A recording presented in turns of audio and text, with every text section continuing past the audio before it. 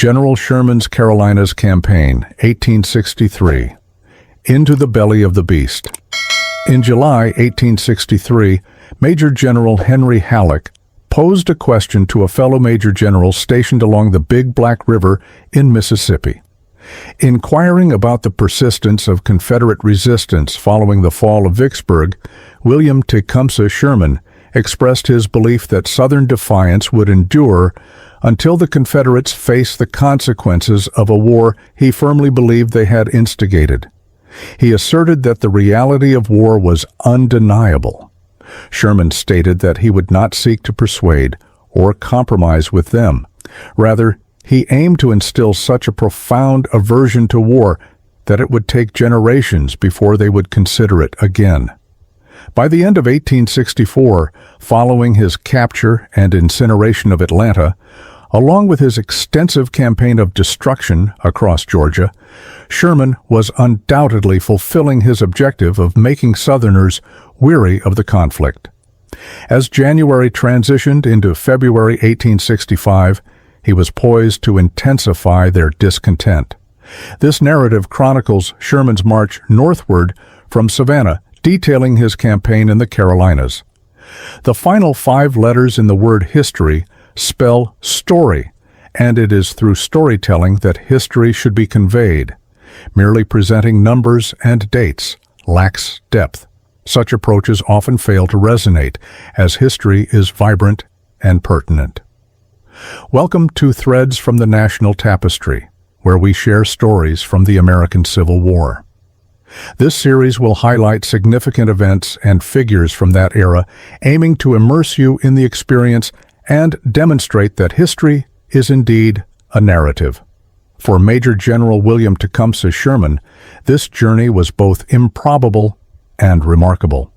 At the First Battle of Bull Run, he commanded a brigade and, on August 7, 1861, achieved the rank of the 7th highest brigadier general of volunteers. He ranked 11 places above a West Point graduate named Ulysses S. Grant. After being transferred to Kentucky, reporters depicted Sherman as unstable and even mentally unfit. It was Henry Halleck who intervened, bringing him to St. Louis and facilitating his command of a division. At the Battle of Shiloh, he narrowly escaped a significant setback, and due to his adept crisis management, he was elevated to the rank of Major General effective May 1, 1862. Shortly thereafter, he led military operations along the Mississippi River, including engagements at Chickasaw Bluffs, Arkansas Post, and the siege and capture of Vicksburg. Following these events, he participated in the action at Chattanooga, and when Grant was promoted to General-in-Chief, Sherman took command of all forces in the Western Theater. This was followed by the Meridian Campaign in Mississippi, and then the series of campaigns that solidified his legacy. The first of these commenced on May 7, 1864, when his troops departed Chattanooga for a challenging 130-mile march to Atlanta. This endeavor lasted 128 days, culminating in the occupation of the strategically significant Confederate city on September 2nd, second only to Richmond.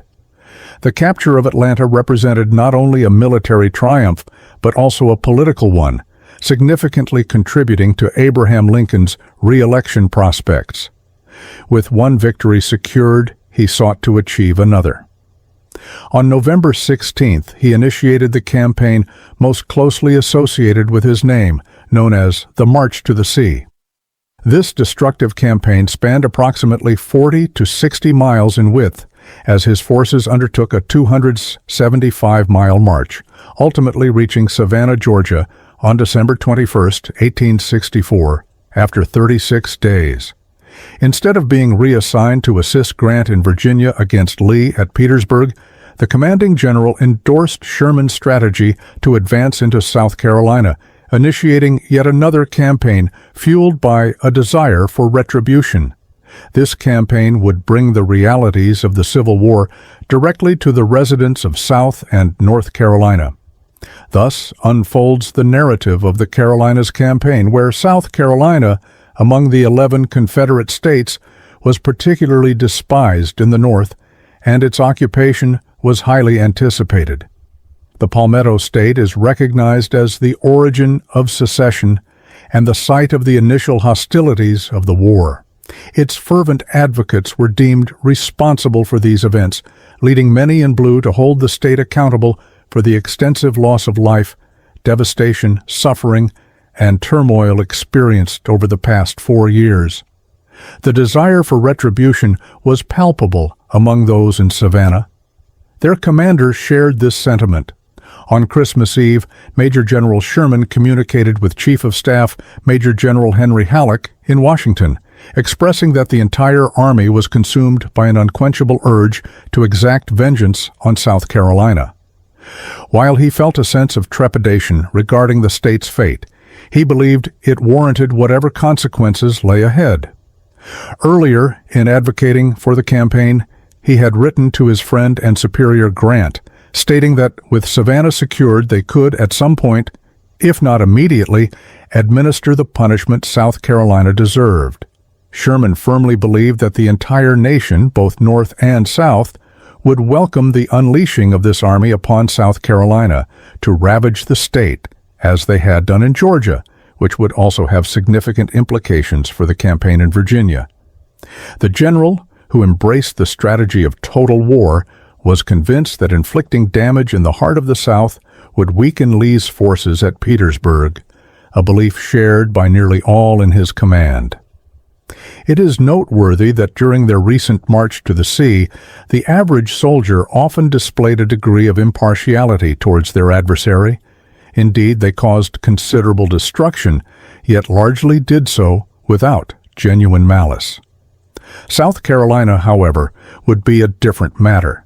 As one Illinois soldier expressed, he was eager to witness the long-awaited retribution commence. If South Carolina is not purified, it will be due to an inability to ignite the flames of retribution, and the residents of South Carolina were acutely aware of the impending consequences. A 17-year-old girl in Columbia, filled with a sense of dread and horror, recorded in her journal her fears about the impending destruction that would be unleashed upon the state they despise the most. She noted that Sherman, whom she described as a brute, was determined to transform South Carolina into a desolate wasteland. It was evident that Sherman recognized the psychological impact of fear and wielded it effectively. In a letter to Grant, he understatedly remarked on the enemy's respect for his name. Meanwhile, at City Point, Virginia, Grant increasingly grasped the potential advantages of launching a campaign into the state associated with John C. Calhoun. His initial strategy to move Sherman's forces to Virginia would have required approximately 2 months. Grant concluded that this time could be more effectively utilized by targeting the Carolinas to, as he expressed, disrupt the South and hinder the formation of new armies from its remnants. He provided more than just intellectual backing. He issued directives to facilitate Sherman's success. To this end, he dispatched a division from the Union 19th Corps to secure Savannah, allowing Sherman to advance with his seasoned troops. Additionally, Major General John M. Schofield's 23rd Corps was reassigned from the Army of the Cumberland, which had recently played a crucial role in defeating John Bell Hood's Confederate Army of Tennessee at Nashville.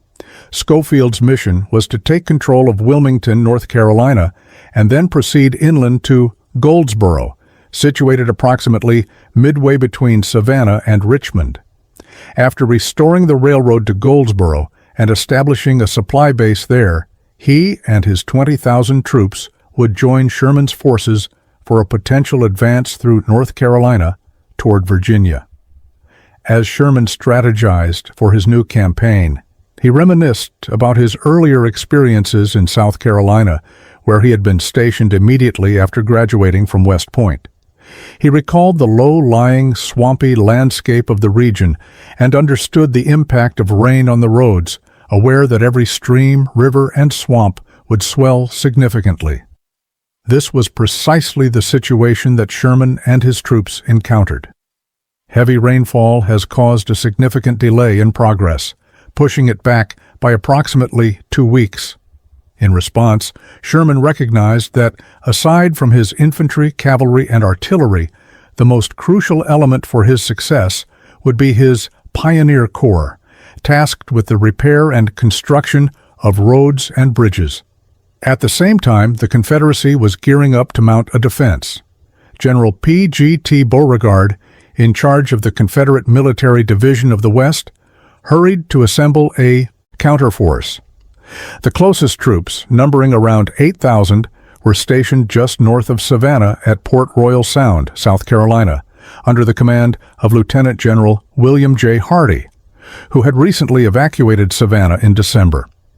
Additionally, Beauregard had 3,000 state militia troops stationed in Charleston. Further up the coast, approximately 6,500 men were positioned in Wilmington under General Braxton Bragg.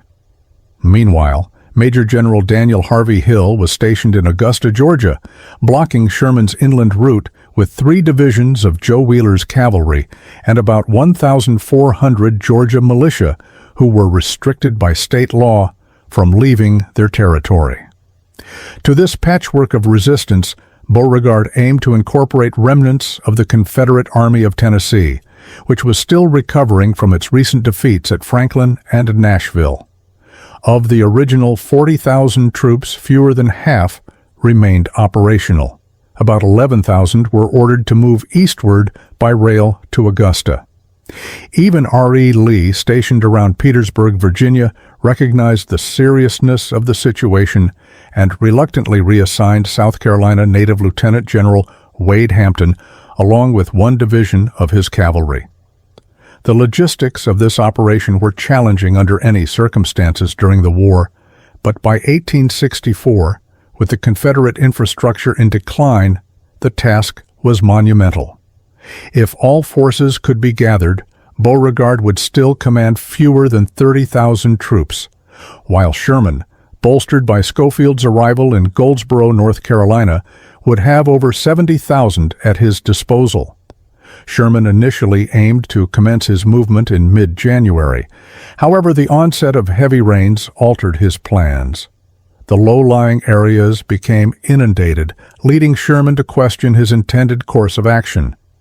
To execute his strategy, he needed to replicate his earlier tactics in Georgia by misleading the enemy regarding his actual goals. Similar to his previous campaign, he organized his forces into 2 distinct wings. The left wing, commanded by Major General Henry W. Slocum, comprised the 14th and 20th Union Corps, tasked with advancing northwest to pose a threat to Augusta. The right wing, led by Major General Oliver Otis Howard, included the 15th and 17th Federal Corps, which was directed to move northeast towards Charleston. In total, Sherman's force of approximately 60,000 troops was structured in a Y formation, with the 2 wings flanking a central reserve ready to support either side. Notably, Sherman's true objective was not Augusta or Charleston, but rather Columbia, the capital of South Carolina, located 130 miles to the north. The mission was complicated by the unprecedented rainfall, the heaviest in 2 decades. The route to the Savannah River, one of several water obstacles, was reported to be navigable only by boat, which delayed Slocum's wing for 10 days. It was not until February 5th that the left wing successfully crossed the Savannah River. In contrast, the right wing had a different experience. Prior to the heavy rains, a significant portion of the 17th Corps, under Major General Francis Preston Blair, Jr., had been transported by ship approximately 30 miles up the coast to Beaufort, South Carolina, while Major General John A. Logan's 15th Corps followed by both land and sea. By the conclusion of January, Howard's division regrouped at Pocataligo, South Carolina, located approximately 35 miles inland. On Wednesday, February 1st, the division set out, immediately confronting flooded fields and swollen streams that traversed the area. The soldiers referred to this challenging landscape as Frog's Heaven. Sherman likened the situation to a 4th of July speech, albeit knee-deep and spread across a vast expanse. The water levels varied from knee-deep to chest-high, forcing the men to wade through it for considerable distances. The muddy terrain, combined with the presence of wildlife, added to their struggles. In contrast to the march through Georgia, Sherman recognized that his troops could not rely on foraging as they had previously. Until he reached a supply base, he required a substantial wagon train. Consequently, he organized around 2,500 wagons and 600 ambulances. With the addition of 68 artillery pieces, his supply line extended 25 miles, all navigating through water and thick mud. To aid their progress, pioneers constructed corduroy roads. Trees were cut down, and logs were shaped and laid across the paths to create a more stable surface, with saplings placed in between. Despite these numerous challenges, Sherman's advance continued with remarkable speed, leaving Confederate commanders astonished. William Hardy later remarked that he would not have believed it had he not witnessed it himself. General Joseph E. Johnston noted that upon learning of Sherman's army traversing the Sauk Swamp and constructing corduroy roads at a pace of over a dozen miles a day while transporting artillery, he concluded that no such army had existed since the time of Julius Caesar. Perhaps the most striking compliment came from a Confederate prisoner who stated that if Sherman's troops were sent to hell, they would corduroy it and march onward. The small towns in southern South Carolina were among the first to experience the devastating impact of Sherman's campaign. Hardeeville, located just across the Savannah River, was completely destroyed by fire. A sergeant named Bull from the 123rd New York recalled camping on a plantation's grounds on February 4th, noting that while the mansion remained standing, it was utterly devastated. The following day, he entered Robertsville, which he described as primarily consisting of chimneys and piles of ash. On that same day, Brigadier General Hugh Judson Kilpatrick and his cavalry targeted Barnwell, a thriving community of around 400 residents.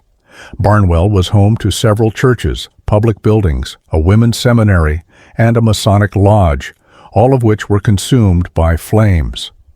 One Union soldier even proposed that Barnwell's name be changed to Burnwell. The same grim fate befell Lawtonville, Grahamsville, Gallisonville, McPhersonville, Blackville, Midway, Orangeburg, and Lexington, all of which were set ablaze and left in devastation. Kilpatrick did not shy away from the rumor that he had instructed his men to fill their saddlebags with matches for the campaign. A Mrs. Alfred P. Aldrich, who managed a plantation near Barnwell, recounted the arrival of Kilpatrick's cavalry. They surged into every home, forcibly opening bureaus and wardrobes in search of gold, silver, and jewels, but found nothing to quench their greed. They began to upend mattresses, tear open feather beds, and scatter their contents in chaotic disarray. Eventually, they discovered alcohol. According to her account, the whiskey seemed to ignite their worst instincts, leading to a rampage of destruction. Tables were overturned, lamps were smashed, and their kerosene spilled onto carpets and mats, and various pieces of furniture were broken, including a guitar and a violin. Within the first 3 weeks of the campaign, a dozen communities were pillaged and set ablaze. Sherman's campaign did not spare the countryside from the impact of war. When he was finally able to deploy his foragers, they were largely responsible for the ensuing chaos. Initially, as he had done in Georgia, Sherman attempted to regulate the foraging activities. Each brigade dispatched teams led by officers to requisition supplies from local civilians, but the scale of the task proved overwhelming. Consequently, regiments began to operate independently, sending out groups each morning to search the countryside and returning at night with provisions. The individuals who typically formed these foraging parties were those who yearned for autonomy and resisted strict discipline. Known as bummers, they frequently volunteered for this duty. In reality, many were more akin to renegades than disciplined soldiers. These were tough individuals who showed little regard for the source of their provisions. While most accepted this form of warfare, a few, reminiscent of their experiences in Georgia, felt a sense of shame about it. Despite the concerns expressed by some officers and soldiers, their commanding officer held a different view and appreciated their contributions. As Sherman articulated, they were organized for a significant purpose, comprising adventurous spirits essential for sustaining troops forced to rely on local resources. To paraphrase historian Charles Edmund Vetter from his 1992 work, Sherman, Merchant of Terror, Advocate of Peace, he recognized that their actions were instrumental in undermining the enemy's psychological and social fabric. Their effectiveness and notoriety did not go unnoticed. The roaming Confederate cavalry often targeted these bummers. Isolated during their foraging missions, there were occasions when they were ambushed by Southern forces. Union soldiers sometimes discovered bummers who had been executed with messages such as "Death to all," foragers pinned to their clothing. However, it is important to note that Joe Wheeler's Confederate cavalry were not without their own shortcomings. For the past 9 months, they too had subsisted off the land, and their methods occasionally left Southern civilians questioning their actions. The situation for civilians caught in the crossfire of a vengeful enemy and desperate defenders was dire. Innocence was ensnared between two opposing forces during the final days of a prolonged and devastating civil war. Many individuals in similar predicaments resided in the capital of South Carolina. Columbia, a city of elegance, was also facing overcrowding. Few anticipated that the war would reach Columbia, transforming it into a refuge for those fleeing conflict. Over the course of 2 years, the population surged from 8 to approximately 20,000 residents. As the seat of state government, Columbia was not only significant politically but also served as a crucial railroad and manufacturing hub, making it a target of interest for Sherman's military campaign. On Thursday, February 16th, Wheeler's Confederate cavalry entered the city with the intent to protect it. However, as reported by a local Southerner, they instead engaged in looting stores along Main Street. Following skirmishes with Sherman's advance guard, the Confederate cavalry retreated from the city, many carrying stolen items. The following day, Friday the 17th, Union troops arrived in Columbia. Mayor Thomas J. Goodwin met with Sherman that morning, receiving assurances that the rights and properties of the citizens would be safeguarded. Unfortunately, this promise was not fulfilled, leading to the ensuing controversy. One of the first units to arrive was an all-Iowa brigade from the 15th Corps, commanded by Colonel George A. Stone. After a grueling 24-hour march, they were assigned as the Provost Guard. An officer from the unit observed the unfolding events. In an attempt to appease the soldiers, some misguided individuals provided whiskey in large quantities, leading to many members of Stone's brigade becoming intoxicated before their superior officers could intervene. Although the unit was quickly relieved and those intoxicated were arrested, more whiskey was discovered. By nightfall, as noted by the 15th Corps Commander John Logan, the citizens had so intoxicated our men that maintaining order became impossible.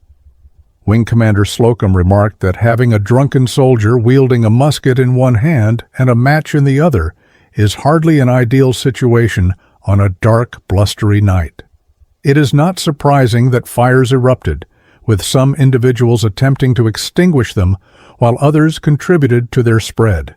17-year-old Emma LeConte observed that the red glow allowed them to see soldiers staggering between the camp and the town, shouting, cursing South Carolina, and using such vulgar language that they felt compelled to retreat indoors. The events of that night remain a contentious topic.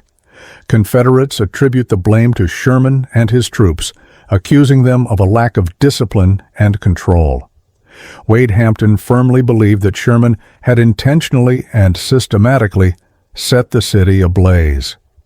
In contrast, Sherman argued that the fires were already raging by the time his forces arrived, placing the responsibility on Hampton and his men. Sherman asserted that Hampton's troops ignited cotton bales to prevent them from falling into Union hands, which, combined with strong winds, exacerbated the situation. Marion Lucas's extensive study, Sherman and the Burning of Columbia, suggests that the fires were the result of various factors and not a single incident. His findings indicate that the fires likely originated from cotton bales set alight by Hampton's men during their evacuation.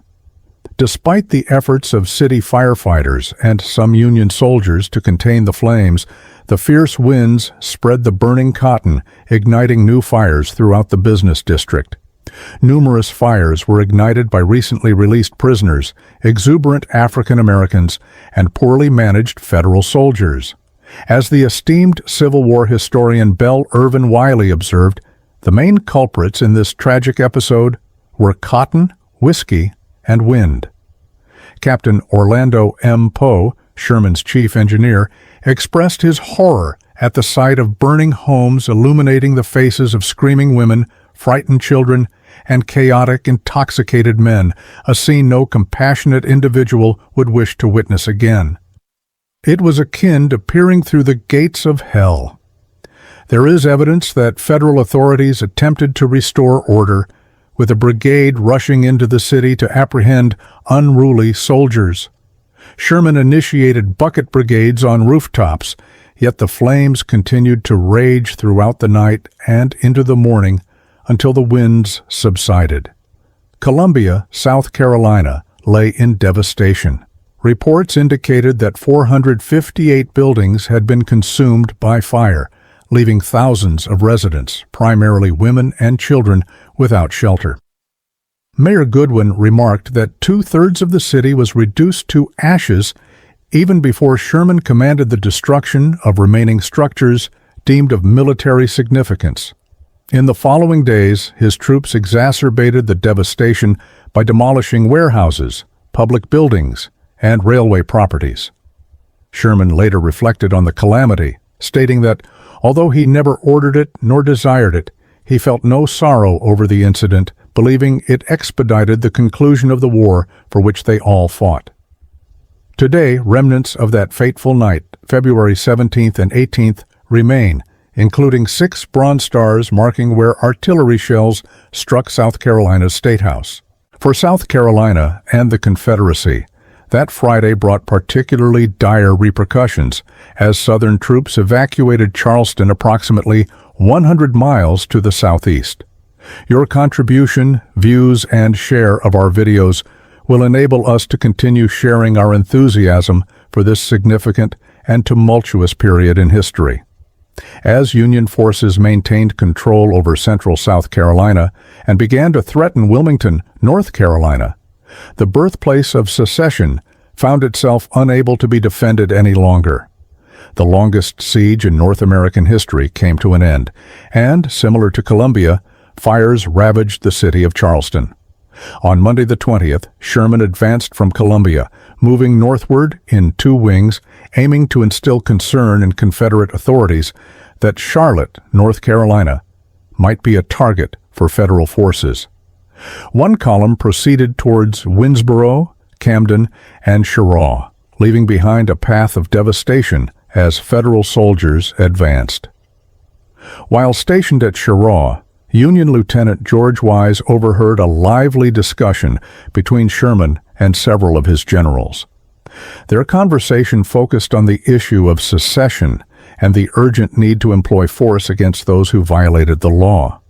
Wise recalled Sherman's assertion that when the rebels seized Fort Sumter, an army should have been dispatched to Charleston to destroy every building there. Furthermore, he stated that he would have ordered the extermination of every man, woman, and child present. Wise also noted Sherman's follow-up remark, indicating that these individuals were driven by evil, and in confronting such malevolence, one must respond with equal ferocity. He warned that if South Carolina were to provoke another rebellion, the consequences would be far more devastating than they could ever imagine. As Sherman's forces advanced, organized Confederate resistance had virtually vanished.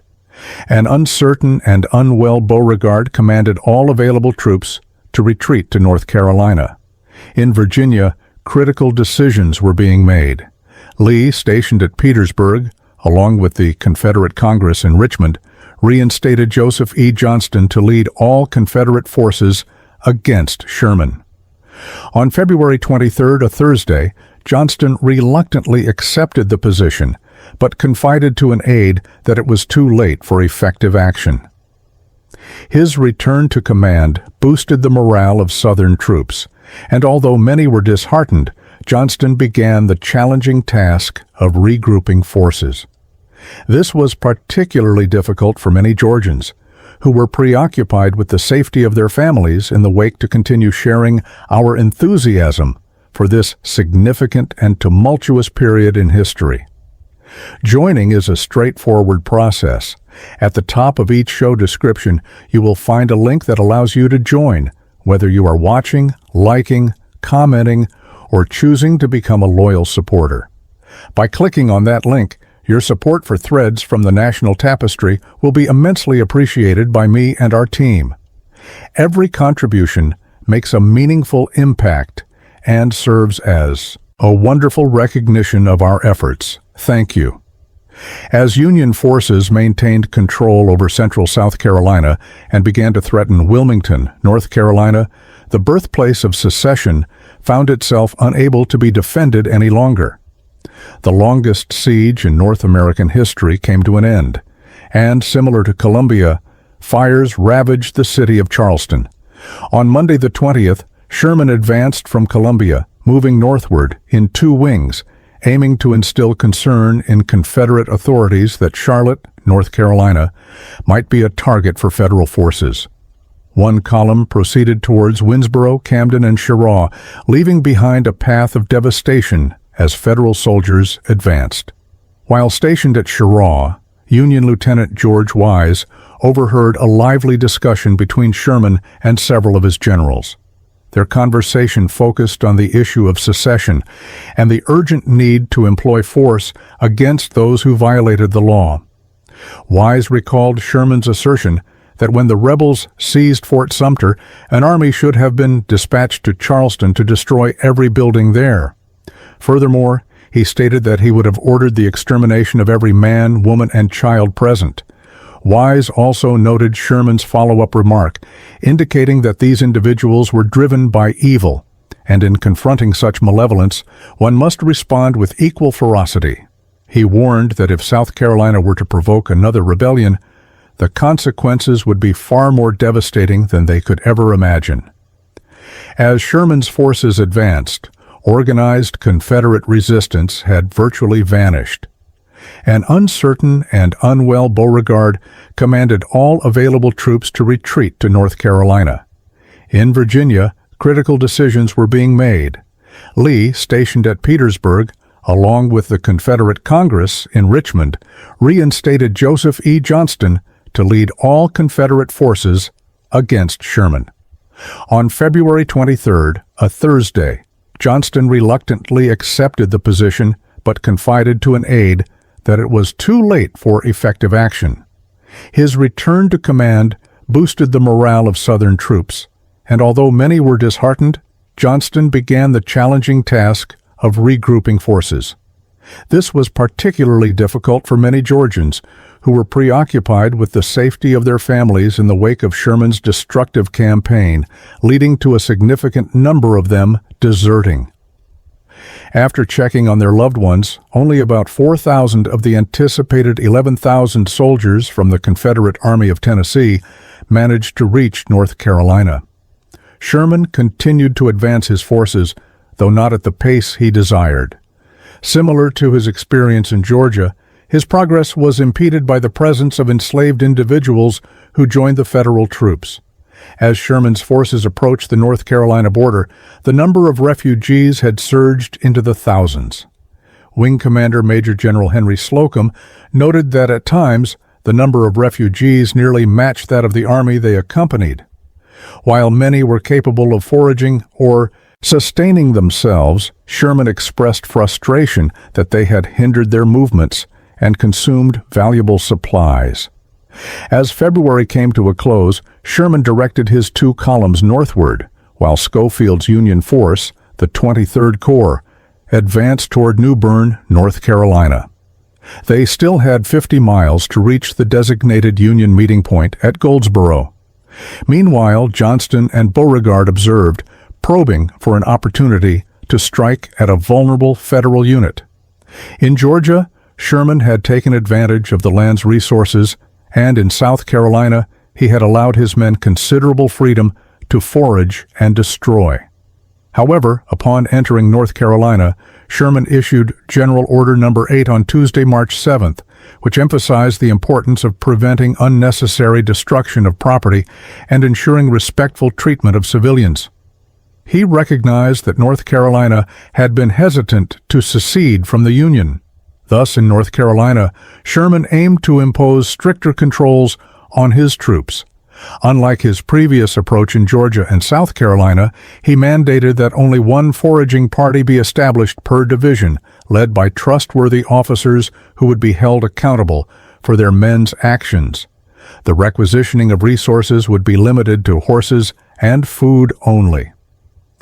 Private residences and personal belongings were strictly off-limits, yet the distinction between issuing commands and enforcing them was significant. Anticipating the worst, North Carolina prepared itself for the impending situation.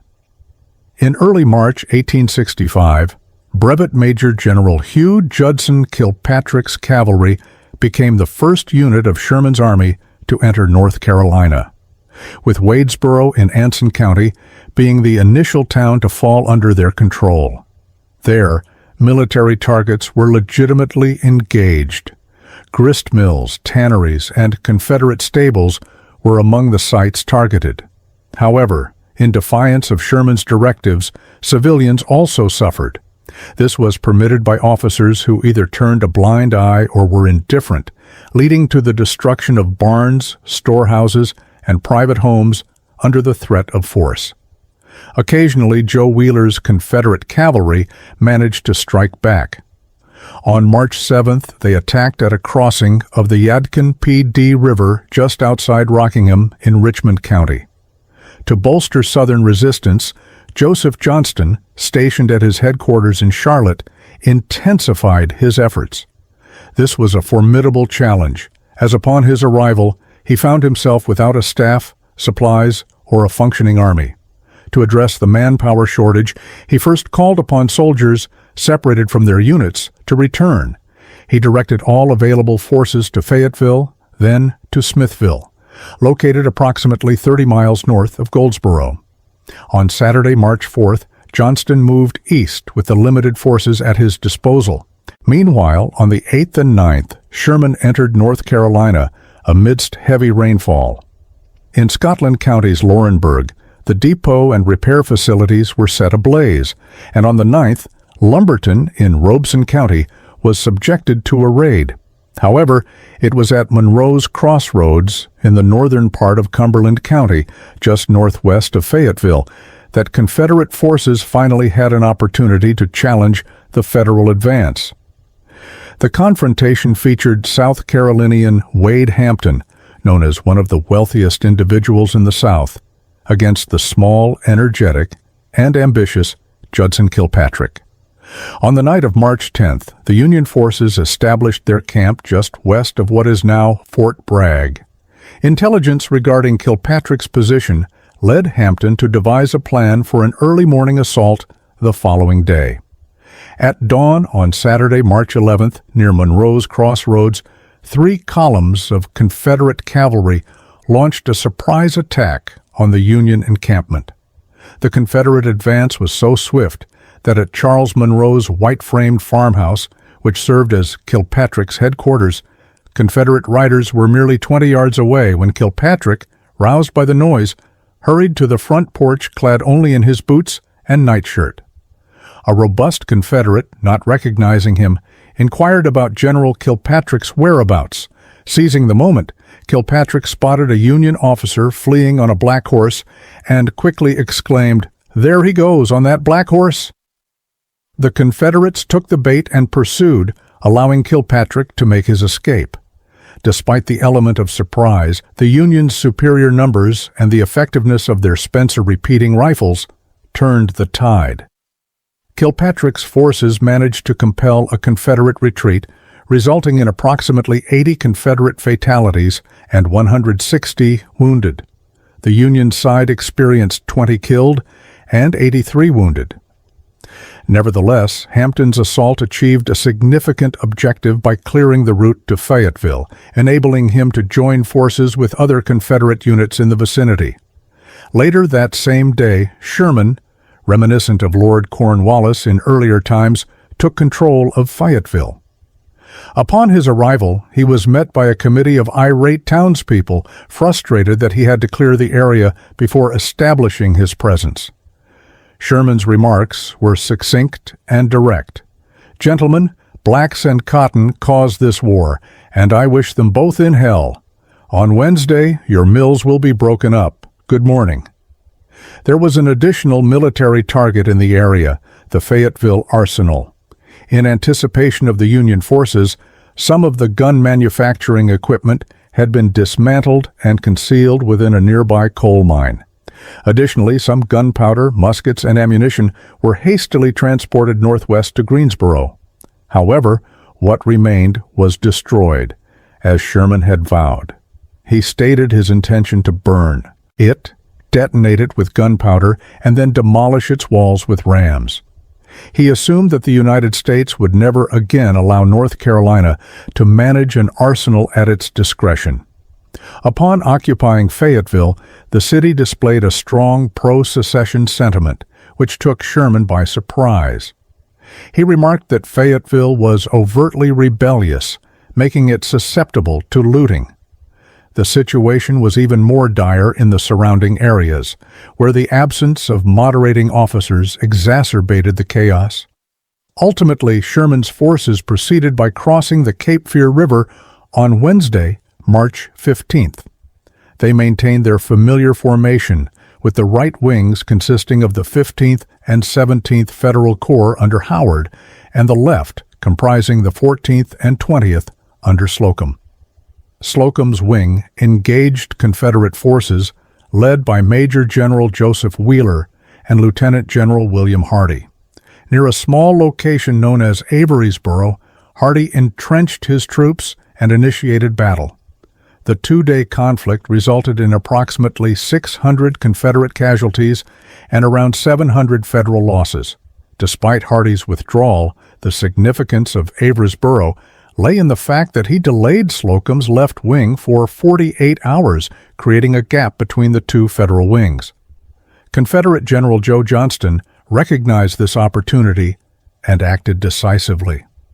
On Sunday the 19th, he launched an attack marking the beginning of the largest land battle ever fought on North Carolina soil.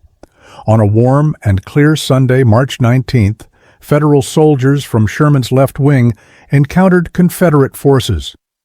Their assessment was that the opposing troops were not particularly effective.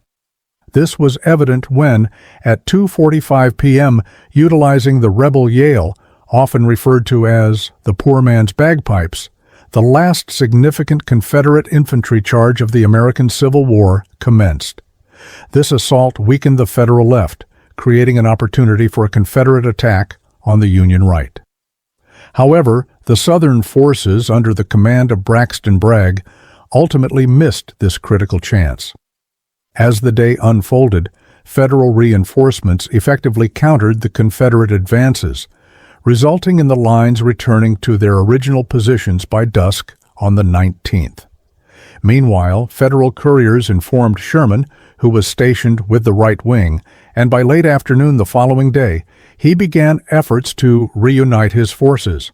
The Battle of Bentonville resumed on Tuesday, March 21st, and Joe Johnston understood that the survival of his army was at stake. Facing approximately 21,000 Confederates, the Union forces numbered around 60,000. This disparity became increasingly significant when a reconnaissance mission led by Union Major General Joseph A. Maurer escalated into a full-scale attack. Maurer's troops breached the vulnerable Confederate left and advanced to within musket range of Mill Creek Bridge, the sole route for Confederate withdrawal. At this critical juncture, Hardee orchestrated a desperate yet effective Confederate counterattack, marking the first substantial resistance against Sherman since his departure from Atlanta. The Confederate casualties at Bentonville totaled 3,440, while Sherman's forces incurred 1,527 losses. In this desperate and ultimately futile struggle, Johnston managed to gain 72 hours for his troops. However, once the Confederate forces retreated, the Union Army continued its advance toward Goldsboro to regroup. Schofield's 23rd Corps, a resigned Joseph E. Johnston, conveyed to Lee that Sherman's advance could not be obstructed by the limited forces at his disposal, stating that his efforts could only serve to irritate the enemy. On Thursday, March 23rd, Sherman and Major General John Schofield's forces successfully converged in Goldsboro. The railroad to New Bern was nearly operational again, alleviating the need for Sherman's troops to forage for supplies. Despite their victory, many soldiers in blue were in a state of disarray, lacking proper footwear. In Goldsboro, they were provided with new uniforms and received their first mail in 2 months, totaling 514 bags over a span of 2 days. This prompted Sherman to reevaluate his strategy. He recognized the necessity of consulting with Grant, who had been entrenched in fortifications for so long that Sherman humorously remarked that his friend and commander seemed almost fossilized. Sherman departed Goldsboro on Saturday, March 25th, informing his soldiers that he would meet with Grant briefly to finalize plans before returning to the field. He arrived by steamer at City Point, Virginia, on the 27th. The two leaders greeted each other with smiles, handshakes, and light-hearted banter, resembling two schoolboys reuniting after a break, as noted by an aide. Eventually, they proceeded to Grant's headquarters, where Sherman paid his respects to Mrs. Grant. Later, gathered around a campfire, they exchanged stories about their respective marches through the Carolinas. After about an hour, Grant mentioned that the president was also at City Point and suggested they pay him a visit before dinner.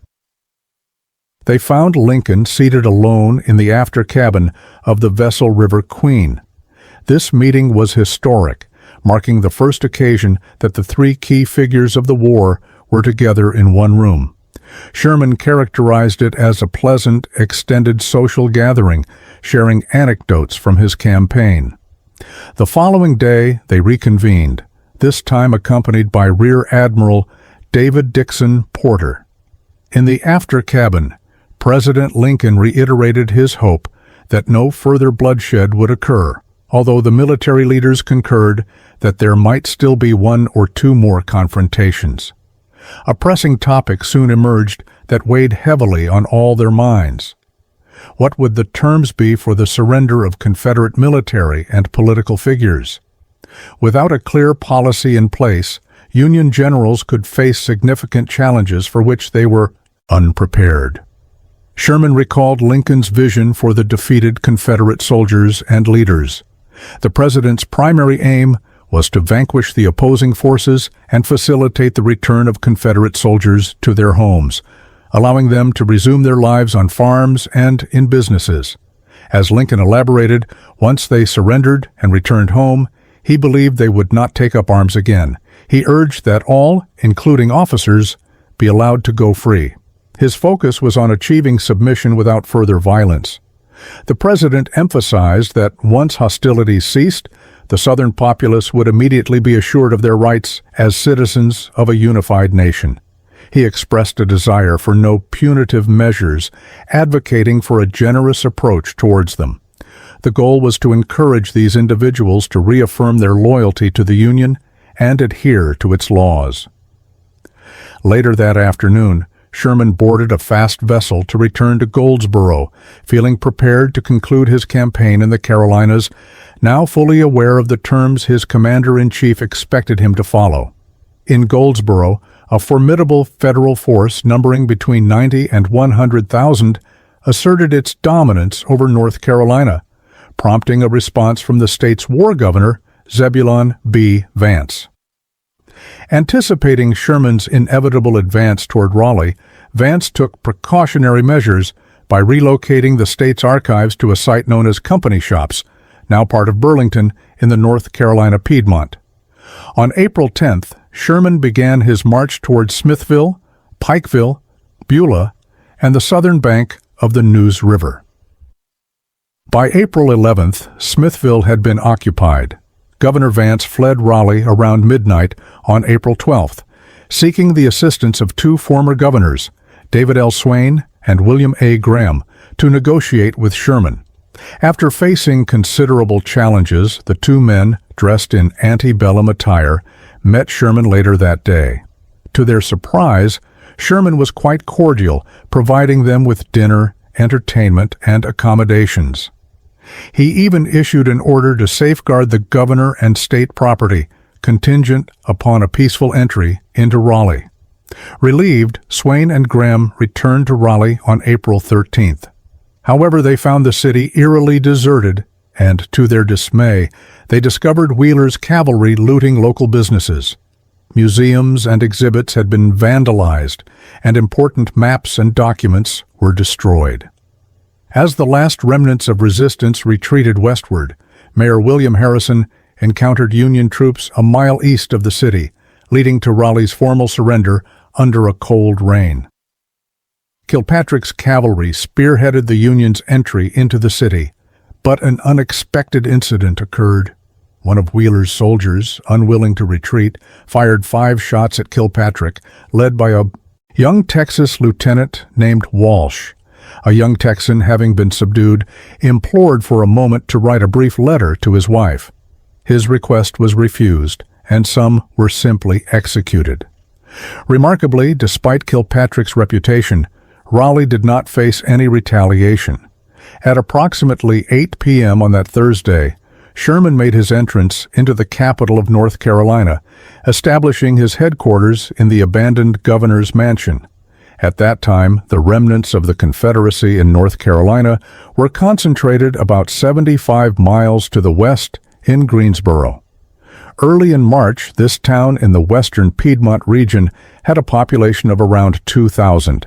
However, with the collapse of the Confederacy, Greensboro's population surged to approximately 100,000, including refugees from eastern North Carolina, survivors from the Battle of Bentonville, and thousands of hungry, ill, the desperate soldiers from Lee's now surrendered army, along with the disheartened 40,000 men of the Army of Tennessee, who would arrive between April 16th and 27th.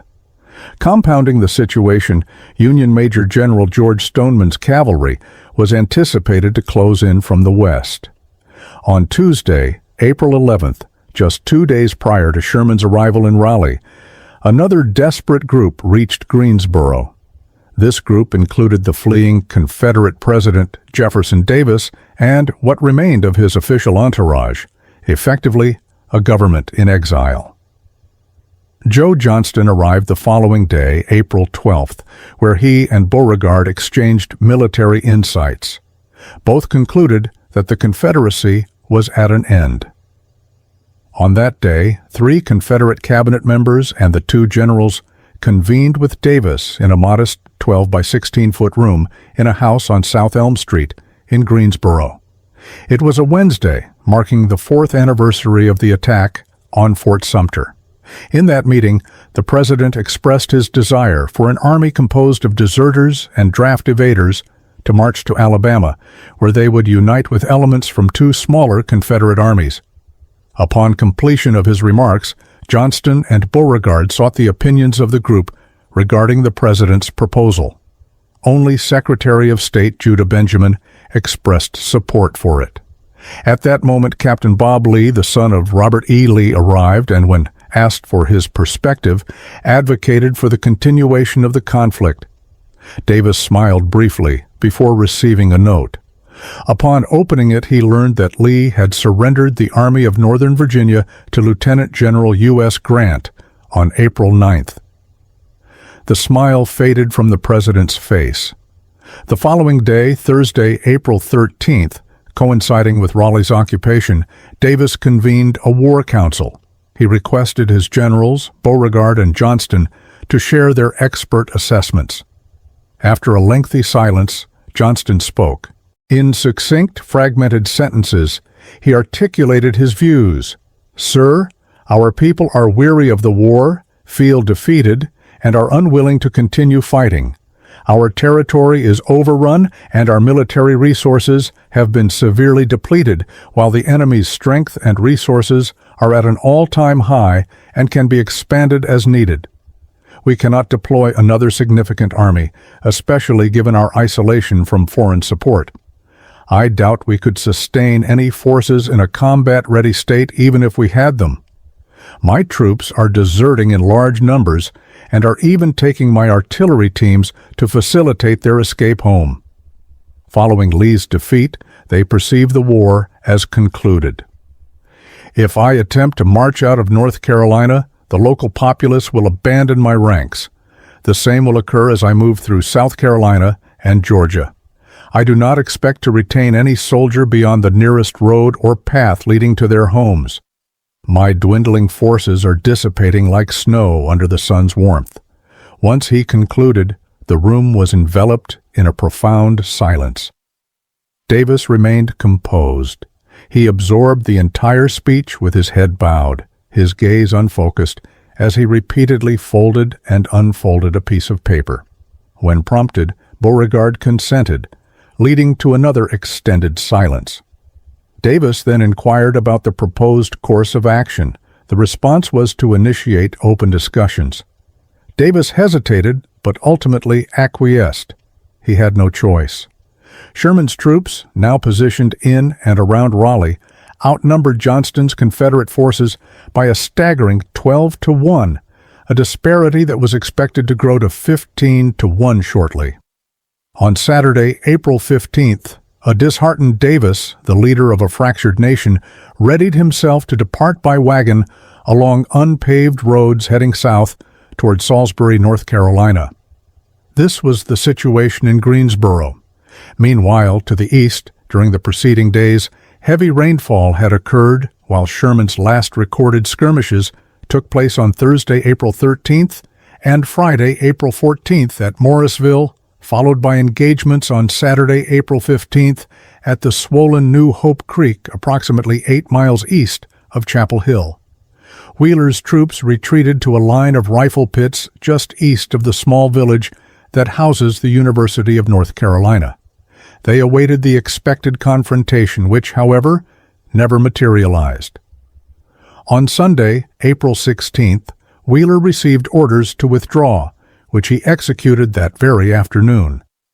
As the sun began to set, Federal cavalrymen emerged along the Raleigh Road, marking the onset of the Union's occupation of Chapel Hill, the final town to succumb to Sherman's forces.